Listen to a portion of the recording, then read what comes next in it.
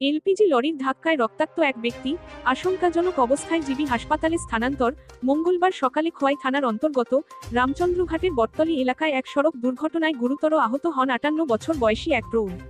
আহত ব্যক্তির নাম অজিত কুমার দেববর্মা। বর্তমানে তার শারীরিক অবস্থা অত্যন্ত সংকটজনক বলে জানা যায়। স্থানীয় সূত্রে খবর, মঙ্গলবার সকালে একটি এলপিজি সিলিন্ডার বোঝাই লরি নিয়ন্ত্রণ হারিয়ে অজিত কুমার দেববর্মাকে সজোরে ধাক্কা দেয়। ঘটনার তিনি রক্তাক্ত অবস্থায় রাস্তায় লুটিয়ে পড়েন। প্রত্যক্ষদর্শীরা দ্রুত তাকে উদ্ধার করে একটি গাড়িতে করে খোয়াই জেলা হাসপাতালে নিয়ে যান। সেখানে তার প্রাথমিক চিকিৎসা শুরু হলেও মাথার আঘাত গুরুতর হওয়ায় এবং শারীরিক অবস্থার দ্রুত অবনতি ঘটতে থাকায় কর্তব্যরত চিকিৎসকরা তাকে উন্নত চিকিৎসার জন্য আগরতলার জিবি হাসপাতালে স্থানান্তর করেন। এদিকে দুর্ঘটনার পর লরি নিয়ে পালিয়ে যাওয়ার চেষ্টা করেন চালক।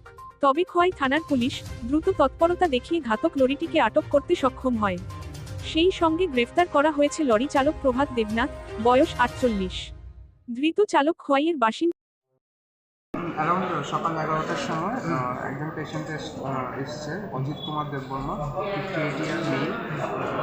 উনি এসছে with Alice history of road traffic accident. এমনিতে যা দেখা গেল হেড ইঞ্জুরি ছিল।